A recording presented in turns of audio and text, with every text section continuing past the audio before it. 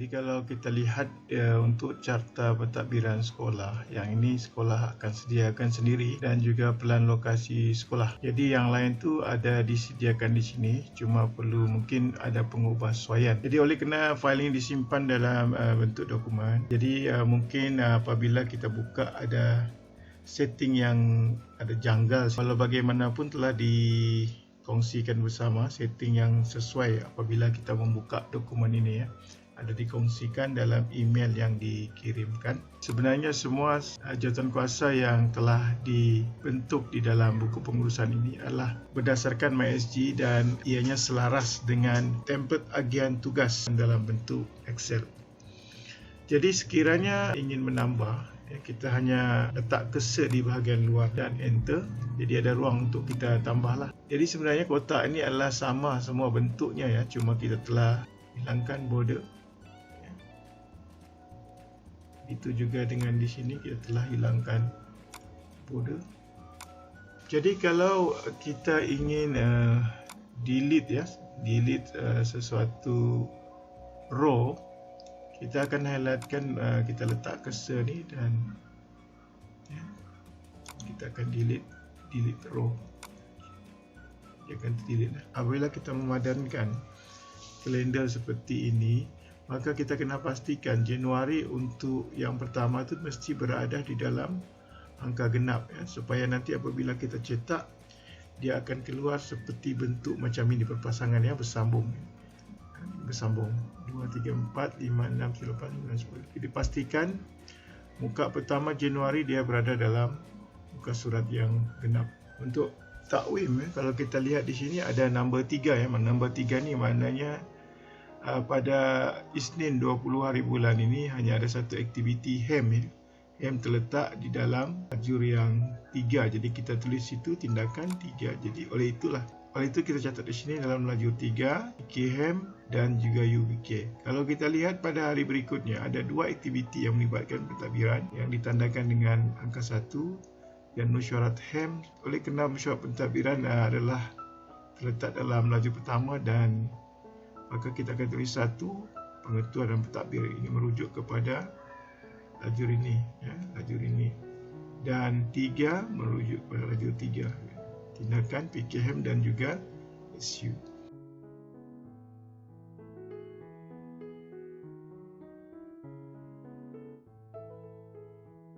Aplikasi kedua iaitu template indeks agian tugas guru. Tidak ada aspek teknikal yang kompleks, cuma apabila kita ingin membuang satu nama, kita hanya perlu tukar misalnya saya tukar nama ini kepada Amin bin Rahman. Okey, jadi kalau kita lihat di bawah sepatutnya dia akan bertukar ya, seperti yang kita lihat dia bertukar kepada Amin bin Rahman. Jadi apa yang kita ubah di sini dia akan bertukar di bawah ini. Dan sebaliknya jika kita ingin membuang lajur tertentu, kita akan ambil daripada sebelah atas, tapi sini tidak nampak ya. Jadi untuk nampak heading berkenaan, kita kena pergi kepada view dan kita klik heading ya. Dan kita delete bermula daripada sini, dan kita akan delete. Jadi apabila kita delete automatic yang di bawah juga akan terbuang juga. Baik, untuk panduan bagi yang mungkin belum biasa dengan Excel ya, sekiranya kita membuat pengubahsuaian dan terganggu nombor yang terdapat di sini, misalnya terdelete macam ini, mudah caranya untuk kita percepatkan tugas kita hanya ambil dua bahagian ini dan kita tarik. Tujuan yang garisan yang bertanda hijau ini, yang berpalang hijau ini, tujuan untuk kita melihat dengan lebih tepat ya. Misalnya untuk Salmah bin Saleh, dia merupakan guru penolong kanan pra-universiti contohnya. Untuk bahagian yang atas ini ya, ini hanya untuk bahagian pentadbir ya, hanya bahagian pentadbir. Sebab itu bahagian pentadbir saja yang ada kotak markah ini. Tetapi untuk bukan pentadbir dia tidak ada kotak. Jadi bukan pentadbir dia bermula daripada sini, dia mula ada ya. Maknanya semua kotak validation ni ada pada semua kotak ya. kecuali di bahagian ruangan atas ini adalah merupakan ruangan untuk pentadbir. Jadi kita sudah setkan siap-siap markah yang agak besar lah untuk pentadbir. Memandangkan tugas mereka memang agak berat dan menyeluruh dan menyertai hampir semua ahli jawatankuasa yang terdapat di sekolah. Jadi bermula daripada 14 dan seterusnya ni, dia ada markah yang telah disetting ya, dan markah ini telah disesuaikan sesuai dengan buku avatar dalam aplikasi yang pertama tadi. Di sini saya bagi panduan cara untuk memudahkan kita melakukan pengisian ya, pengisian untuk mencari contohnya Salmah Surain Imran bin Taran. Kita ingin tandakan tugas-tugas yang dia pegang. Jadi caranya mudah, kita pergi balik kepada aplikasi pertama, Find ini ya. Kita pergi ke Find ini dan kita type saja nama Imran ya. Imran. Okey, kita enter. Jadi kita nampak di situ senarai tugas ya. Imran. Ada 2 Imran ya, kita type sebagai Imran Taran. Imran Taran. Okey, jadi terkeluar semua. Jadi akan keluar semua nama Imran, dan apabila kita klik di sini dia akan tunjuklah tugas yang wujud ya, ditandakan ni. Kalau tuan-tuan puan-puan nampak ya. Pertama tadi kita nampak di sini Imran bin Taran. Ini tugas dia. Ini tugas Imran bin Taran. Otomatik kita akan lihat semua tugas-tugasnya. Jadi kita akan letakkan ruangan dokumen ini ya, bersebelahan macam ini, dan kita hanya klik dan tandakan saja nama Imran bin Taran ya. Apa tugas yang terdapat ya, kita hanya klik. Okey, tugas terusnya misalnya guru data, kita klik berupa markah dia. Lepas tu apa lagi tugas yang lain, kita lihat di sini. Okey, tugas yang lain ya, kita tandakan saja di sini ya, dan seterusnya untuk Imran bin Taran. Itu cara mudah lah untuk kita menandakan bagi satu-satu nama. Okey, itu adalah merupakan tips untuk mudah kita mencari tugas berdasarkan nama yang terpapar di sini. Jadi kita hanya tinggal tandakan dalam barisan ini. Jadi untuk ini kita boleh melantik SU untuk memasukkan markah-markah yang berkenaan. Di bahagian bawah ni di bahagian bawah ini adalah merupakan signal beban tugas. Maknanya seseorang staf itu akan bertukar menjadi merah ya, markah kumulatif ini apabila lebih daripada 71. Dan kalau merah jambu ini melambangkan beban tugasnya, poinnya antara 51 hingga 70. Dan yang sangat rendah ialah 0 hingga 15. Jadi kalau kita lihat staf kita yang sudah berada dalam keadaan merah jambu ataupun merah, maka mungkin kita boleh agihkan tugasnya ke staf lain yang masih hijau. Dan satu indikator lagi ialah menggunakan graf. Yang ini nampak lebih mudah ya. Kita boleh nampak sepintas lalu siapakah yang mempunyai tugasan markah. Bolehlah kita alihkan tugasnya kepada staf yang lain. Jadi sebarang perubahan yang terdapat di sini ya. Misalnya kita ingin penambahan bukan setakat D, E, maka kita hanya klik di sini dan kita masukkan insert di situ ya. Jadi ada pertambahan. Baik, seterusnya adalah merupakan tutorial bagi template laporan keberadaan staf ya. Jadi untuk nampak lebih jernih lagi, kita boleh buang ya grid ini. Kita pergi saja ke view dan kita buang dan juga grid line ya. Jadi nampak lebih bersih. Okey, dan kita letakkan nama macam biasa ya. Dan kalau kita ingin menambah, misalnya kotak ini misalnya tidak cukup ya, 115, staf kita lebih ramai daripada itu, kita kena unprotect dulu sheet ini ya sebelum kita buat pengubahsuaian. Okey, dan kita boleh tambah baris di sini, masukkan saja insert dan seterusnya lah. Berapa baris yang ingin kita tambah, itu kalau kita ingin tambah. Di dalam template ini saya telah siapkan daripada Januari hingga Disember ya. Walau bagaimanapun untuk tahun berikutnya kita hanya rename saja dan kita hanya perlu tukar, misalnya tahun 2024 kita hanya tukar di sini, automatik dia akan tertukar. Contohnya pada March saya ubah kepada rename, maknanya ini sudah berada pada tahun 2024. Saya type 24 dan saya ubah di sini ya, 2024 month 3, maknanya bulan March ya. Ini kalau saya ingin gunakan pada tahun hadapan 2025, kita hanya ubah sini 2025.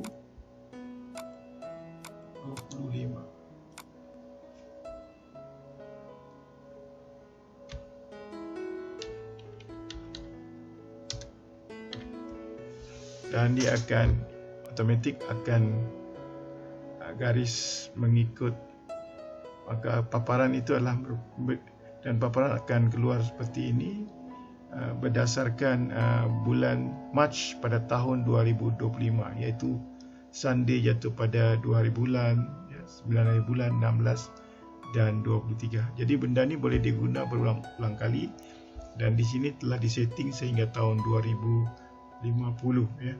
Sekiranya tidak hadir, staf tidak hadir, kita boleh buat catatan di sini ya, yang ringkas saja ya. Tetapi sekiranya ada beberapa hari tertentu ya, staf ini tidak hadir dan ruangan ini tidak cukup, kita hanya gerakkan saja di bahagian atas ini. Kita kena unprotect ya. Kita kena unprotect. Okey.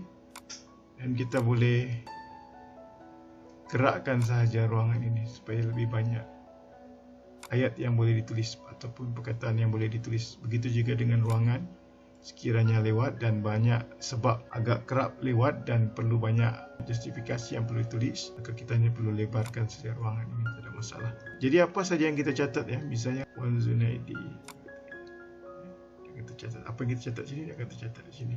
Dan ini kita boleh copy paste ya, copy paste. Dan kita tampal di ruangan dokumen supaya kita tak perlu mencatat, kita lampirkan prestasi seseorang staf itu, terutama dalam surat memo dan sebagainya yang kita akan bagi kepada staf berkenaan. Dan di bawah ini adalah merupakan analisis harian bagi keseluruhan staf yang sepatutnya berada di sekolah. Baiklah, aplikasi yang keempat ini adalah merupakan laporan prestasi bagi pelajar tingkatan untuk ujian 1, semester 1 dan juga semester 2 ya. Jadi kalau kita lihat di sini telah diprotect. Jadi apabila kita masukkan markah ya, saya bagi contoh. Contohnya 40 ya. Kita pergi seterusnya, dia akan skip, lompat terus ke yang seterusnya. Jadi senang untuk kita masukkan markah ya. Jadi kita tak perlu risau tertekan termasuk markah di tempat-tempat yang lain ya. Jadi semua data di ujian 1 ni akan dikumpulkan, dia akan automatik masuk di dalam ruangan analisis ini ya. Maknanya dalam ruangan analisis apabila semua telah dimasukkan, dia ujian 1 ni akan automatik masuk di sini.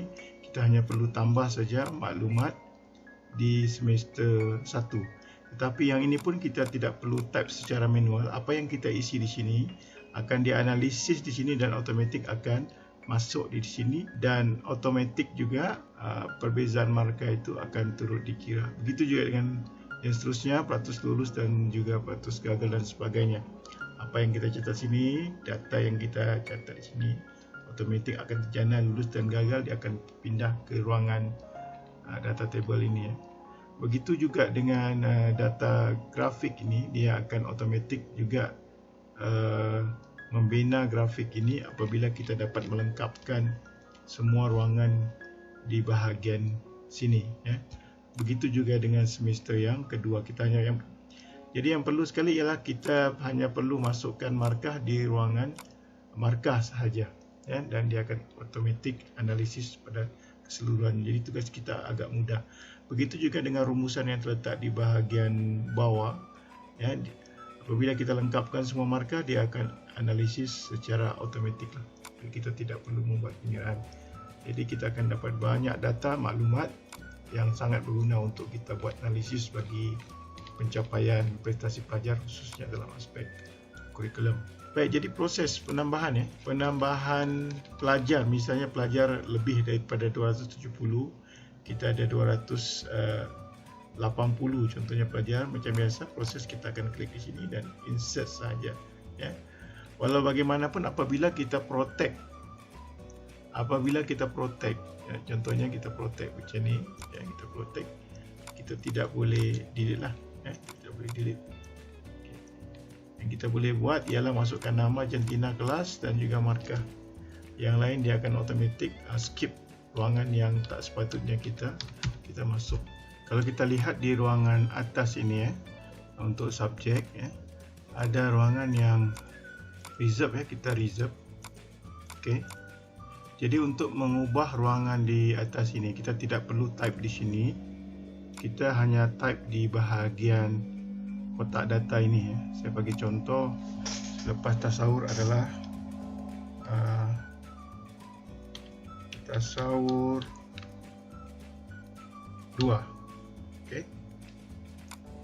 Lepas tu tawarikh, subjek tawarikh, contoh. Jadi kalau kita lihat, dia akan ubah di bahagian sinilah. Jadi kita tidak perlu, ya.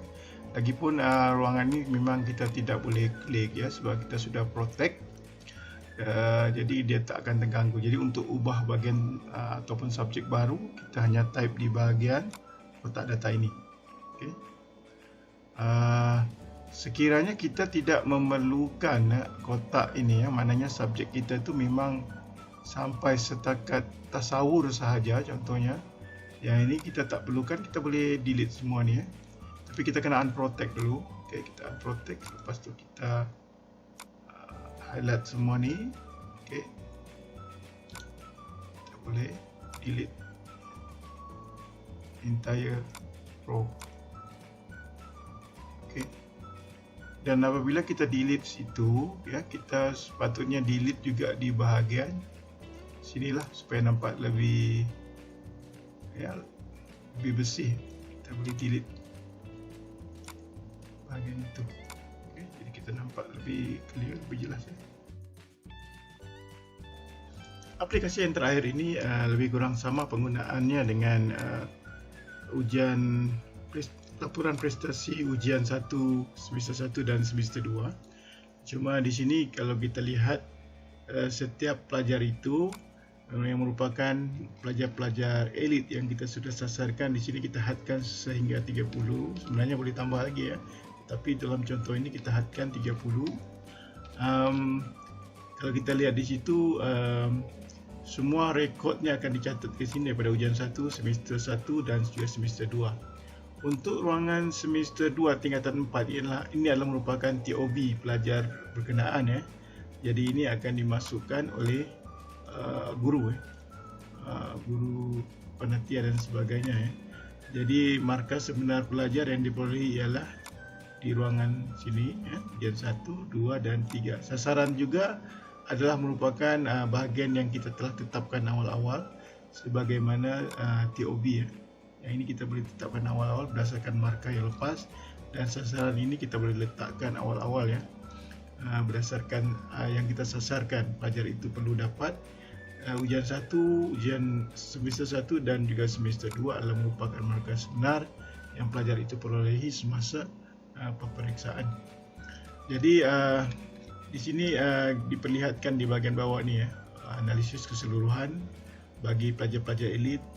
Misalnya untuk ujian 1 berapa ramai yang mendapat A+ dan sebagainya. Jadi ini kita boleh lihat dan kita analisis untuk meneliti sama ada apa yang kita sasarkan itu mencapai target, dan bolehlah kita merancang untuk tindakan yang seterusnya, ya. Dan dipaparkan seperti biasalah dalam bentuk data table dan juga grafik, ya. Jadi semua ini akan terjana secara otomatik, ya, otomasi hanya perlu masukkan markah. Di sini telah diprotect, jadi kalau kita lihat dia akan lompat ya, dia tidak akan berhenti di kawasan yang telah diprotect. Jadi kita tidak risau tersalah type dan sebagainya masuk di ruangan yang lain.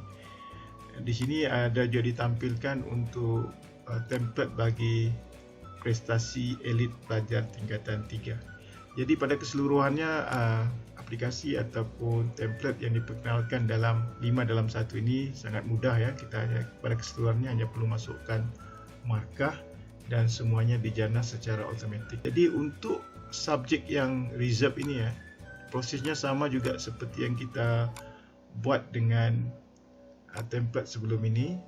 Jadi sebarang perubahan kita hanya perlu type di bahagian sini saja ya. Contohnya test 1. Test 1. Kita lihat. Dia akan tercatat di sini. Jadi yang ini tak perlu diganggu. Tak perlu diganggu. Mungkin kita boleh protect ya. Kita protect. Apabila kita protect, kawasan ini memang tak boleh diganggu. Ini sebarang perubahan kita type di bahagian sini. Jadi itu saja tutorial. Diharapkan tuan-tuan dan puan dapat memanfaatkan template dan aplikasi yang telah diberikan, dijadikan sebagai data driven bagi mencari lompang dan seterusnya membaiki pencapaian pelajar dengan lebih baik dan sistematik serta saintifik. Jadi itu saja, sekian dan terima kasih.